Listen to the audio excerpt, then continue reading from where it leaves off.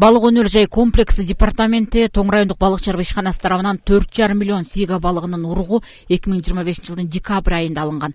Уруктар балык чарба ишканасында чоңойтулуп, 3 миллион балыктын малёктору эми Ысык көлгө кое берилүүдө. Бул Түп районунун Каркыра тилкеси. 1 миллион малёк көлгө кое берилүүдө.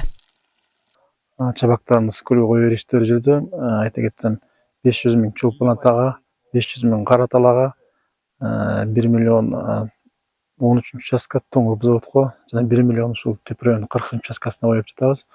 Бүгүнкү күндө ушул жалпысынан ушул Түп районунан 4,5 миллион сиголудогу балыгынын уруктарын декабрь айында алганбыз.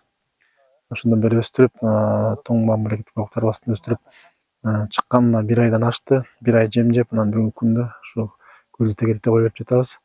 Бул иш-чаралар көлдүн биологиялык ресурстарын калыбына келтирүү жана балык запасын көбөйтүү максатында жүргүзүлүүдө.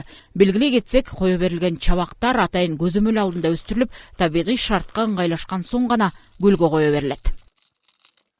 Ысык көлдүн ар кайсы куймаларына тегеретте куюп атабыз бүгүнкү күнү. Түн 40 участагында турабыз, ошол жака келип 1 миллион даана личинканы атайын Түп районунун туристический милиция кызматкерлери менен биргеликте бүгүнкү күнү кой берип, Кудай буйрса жакшы. Буга чейин дагы форель, Ысык көл форель балыктарындагы уруктарын көлдү тегеретте 582 миң даана малёкторун кой бергенбиз. Бүгүнкү күнү дагы Сига Лудого балыктарынын личинкаларын кой берип, Кудай буйрса акыркыларын бүтүп атабыз. Мындан тышкары алдыдагы мезгилде сазан балыгынан дагы урук алуу пландалууда.